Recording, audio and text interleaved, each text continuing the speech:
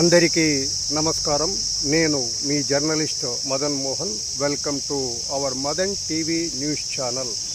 ఇప్పుడు మనం ప్రస్తుతము బనగానపల్లి పట్టణంలోని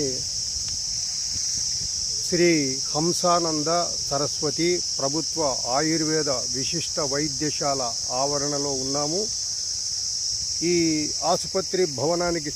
ఆసుపత్రి నిర్వహణ భవనాలు చాలా కాలంగా శిథిలావస్థలో ఉన్న విషయం తెలిసిందే.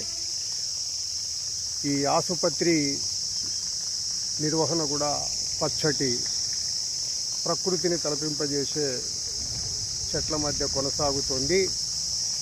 ఆసుపత్రిలో మందుల సరఫరా కూడా దీర్ఘకాల మందులకు, ముఖ్యంగా ఇక్కడికి వచ్చే రోగులు దీర్ఘకాల వ్యాధుల నివారణకు వస్తారు. మందుల సరఫరా కూడా పట్ల కూడా రోగులు సంతృప్తి వ్యక్తం చేస్తున్నారు. అయితే ఆసుపత్రి నిర్వహణ భవనం మాత్రం శిథిలావస్థలో ఉండడంతో సిబ్బంది విధుల నిర్వహణలో ఇబ్బంది ఎదుర్కొంటున్నారు.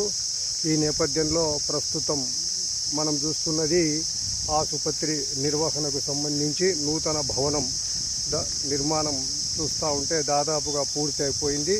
త్వరలోనే ప్రారంభానికి నోచుకోనున్నట్లు ప్రారంభానికి సిద్ధంగా కనిపిస్తోంది. ఈ ఆసుపత్రి భవనం ఉపయోగంలోకి వస్తే ఇక మందుల సరఫరాతో పాటు భవన నిర్మాణం కూడా ఉపయోగంలోకి వస్తే రోగులకు బహుళ ప్రయోజనకారి అవుతుంది.